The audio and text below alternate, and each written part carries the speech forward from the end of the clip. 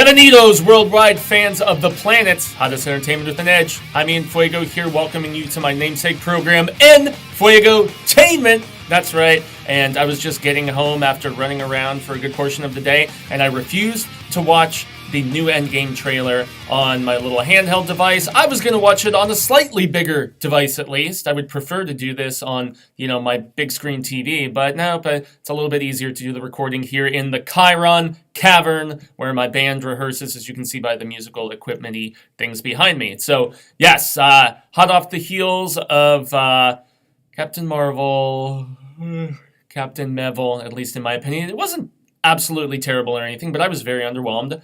And now we're just speeding right ahead into this last epic, and I've heard from the few murmurings that I tried to avert my eyes from on Twitter that it's very much just a kind of homage, almost like a montage to get you all set and stoked for this film that's coming out very, very soon. So let's give it a whirl. April 26th, audiences can get some Endgame action. And yeah, let's see what's going down. Here we go. Black and white and desolate. Oh yeah, this is from the first one after he escaped. Became Iron Man. Damn right you did. So is this? Oh, okay, yeah, this is him talking to Pepper in the ship, yeah, floating around up there. I was really hoping to pull off with Nebula. Dang. Oh, okay. So we're just gonna hit all the bases. Got some Peggy Carter action going down. Still never watched that little spin-off show they tried doing with her. And, yeah, Hawkeye's little lady's a marksman, just like Papa Bear.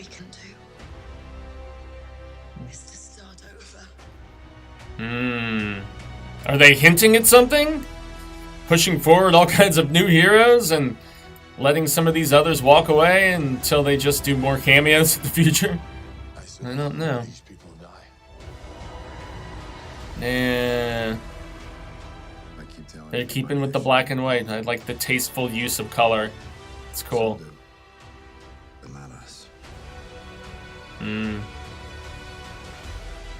Yeah, my boy!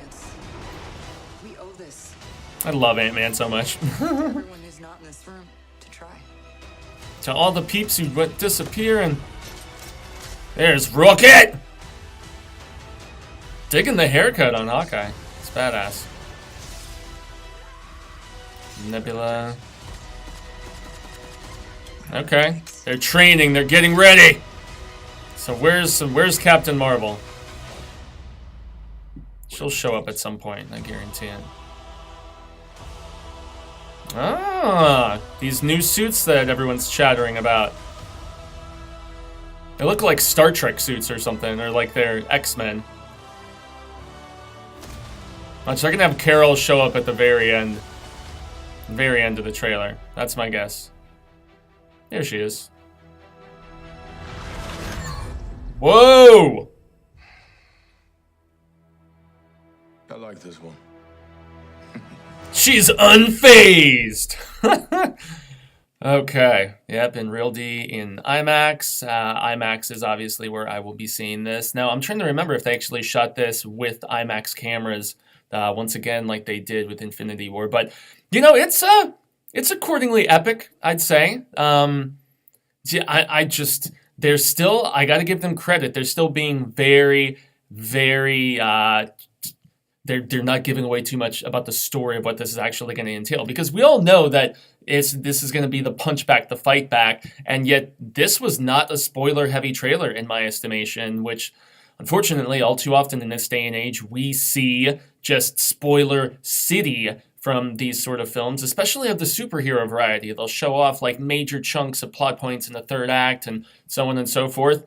Props to Marvel and the Russo brothers for maintaining the mystery here. I give them mad credit for that. Yeah, but aside from that, I mean, and it looking slick and being very emotional with the Tony voiceover and, hearing from the former flame of Mr. Rojas and such, there's not really as much to, I'd say my favorite part of the trailer was the little Thor and Carol interaction at the very, very end that I was just waiting. I'm like, okay, When are we going to see some beers? Some beers. Yeah, but this is, I mean, how could anybody who has not been with it film by film by film for the last like decade or so, how could anybody say they're not utterly, immensely, insanely stoked for this? I certainly am. And yeah, I'm pumped as hell. So, and then a couple months later, we got Spider-Man, Far From Home. So we don't know where that's happening timeline wise, but some people have just cried foul, and they just be like, hey, he disappears in Infinity War, and you're already advertising his next movie. What is going on? So that is, I don't know, maybe they jumped the gun a little bit on that and such. But hey, who the hell isn't excited for Endgame? I don't know, maybe somebody like my dad who only liked the first Avenger or something. But anybody else, especially once again, if you followed these films, you are stoked as fuck, which I most definitely am. So what did you guys think of the trailer? And sorry if you're just like, hey, why the hell are you talking throughout this whole damn thing, man? Well, it's because of the fact that it heightens the likelihood significantly of not getting dinged for copyright for something like this. But actually, Disney is a lot nicer than certain other studios about hitting trailer reactions. So once again, I'm Enfuego. That's my thoughts about this. I'm digging the new Hawkeye haircut. I'm digging seeing how Carol is gonna have more interplay with the big boys and stuff, and how she's gonna factor in as a component and what dynamic she is gonna bring to the table. But the stuff with our our nurse dude at the end, I was definitely a fan of, and seeing some Ant-Man action, running around and stuff. But yes, once again, I tip my proverbial invisible hat to you, Marvel, for not divulging too much and still kind of keeping your cards close to you about everything that this Endgame film is going to entail. And it really is the culmination of so many years of just work and build up that props for not blowing your lizzle all at once. So I've been Jaime En Fuego. You can find me on all social media sectors like Twitter and Instagram and Facebook. Obviously here on the YouTube where you're seeing this reaction.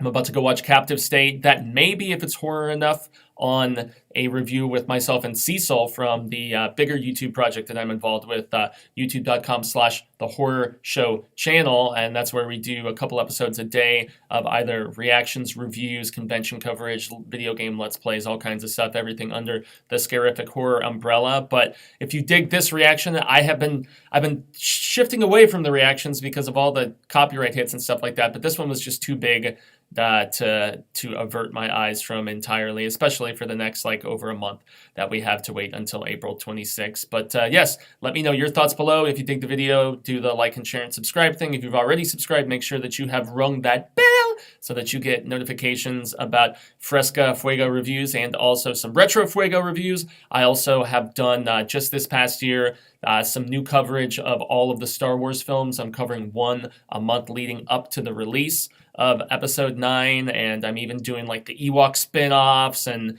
I'm going to do some of that animated flair with the droids and the Ewoks, and the spin-off films, and as in the non-saga films, so Solo and Rogue One. I'm going to cover all the bases, y'all. I'm going to do that animated Clone Wars movie. That's what's coming up on the 24th of this month. And I also did all 8 of the Best Picture nominations from the Oscars this past year. So if you have insight in content beyond the scarific, here is the destination for that from yours truly. So I extend a grande gracias, and until the film reel of comes around once more, I will say hasta luego, cinemigos, but I am hopeful that reconnect sooner rather than later. And until then, peace.